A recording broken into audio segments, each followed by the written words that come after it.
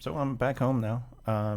I just tried to stream this whole thing, but yeah, that didn't work out. So I am just going to go through it all again. Let's see. Boom. All right. Okay, so first of all, let's read through the puzzle for today. Okay, day 4, camp cleanup. So space needs to be cleared before the last supplies can be unloaded from the ships, and so several elves have been assigned to the job of cleaning up sections of the camp. Every section has a unique ID number, and each elf is assigned a range of section IDs. However, as some of the elves compare their section assignments with each other, they've noticed that many of the assignments overlap. To try to quickly find overlaps and reduce duplicated effort, the elves pair up and make a big list of the section assignments for each pair. This is your puzzle input. For example, consider the following list of section assignment pairs. So 2 to 4 and 6 to 8, 2 to 3, 4 to 5, and so on and so on. For the first few pairs, this list means within the first pair of elves, the first elf was assigned sections 2 to 4, so sections 2, 3, and 4, so it's inclusive. Second elf was assigned sections 6 to 8, so which we have up here.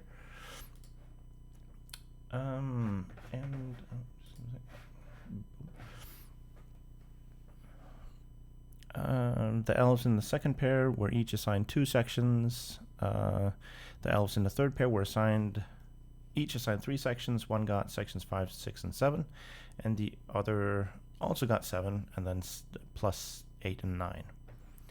So this example uses single-digit section IDs to make it easier to draw. Your actual list might contain larger numbers. Visually, these pairs of section assignments look like this. That's pretty obvious. Okay.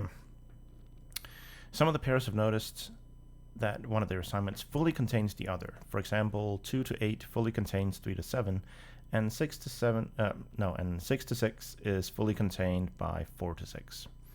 In pairs where one assignment fully contains the other, one elf in the pair would be exclusively cleaning sections their partner will already be cleaning, so these seem like the most in need of reconsideration. In this example, there are 2 such pairs.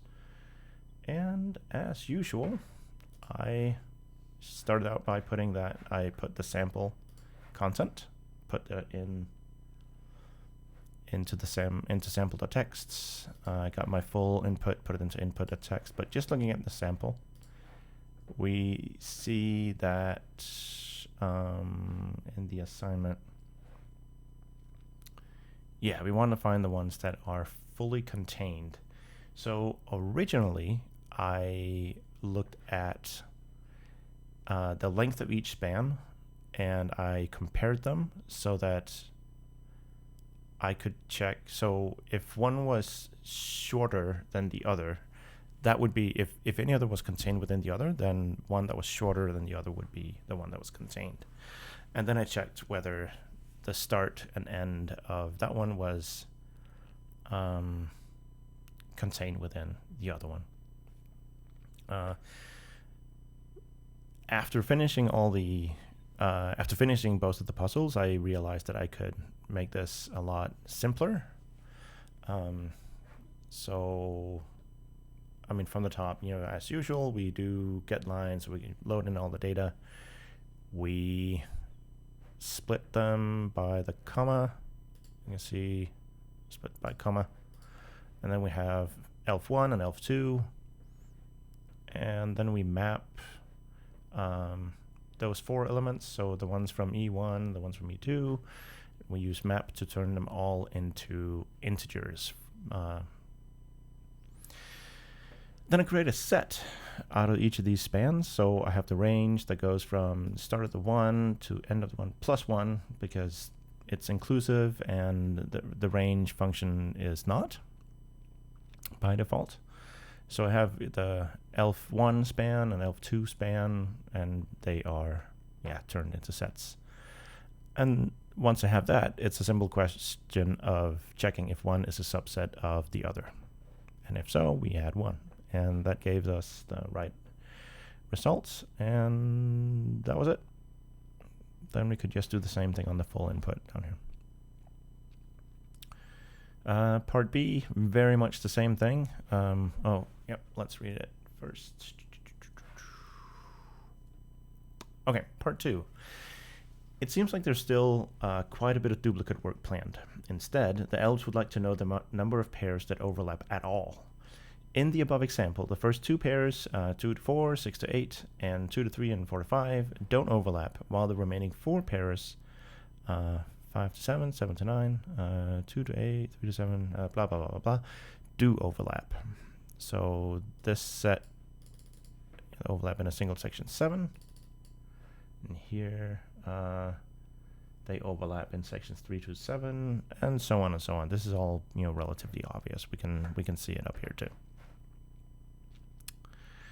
Okay, so in this example, the number of overlapping assignment pairs is 4. So how many assignment pairs do the ranges overlap? And this is when I realized that this would be really easy to do with Python's set operations. So again, just like up here, just like in the first assignment, in the second one, I create this span, and E1 span dot intersection E2 span basically tells me if there's an intersection. So if there are any elements in common in these two, and if so, I add one, and yep, that was it. At first, I was messing around with like the starts and the ends, and like trying to find if a handy way to express that they were overlapping, but yep, realizing sets would be the thing made everything much easier. I should have seen that way before, especially since yesterday was very similar. But we got there in the end. It was great. I'm gonna try to stream the solution again tomorrow, and hopefully it's gonna work this time. Today the whole session just only changed every 5 times, so the screen recording plugin that I was using was not working. So hopefully tomorrow. But that's it for today. Yep. If you have any questions, just leave a comment. But otherwise, see you tomorrow.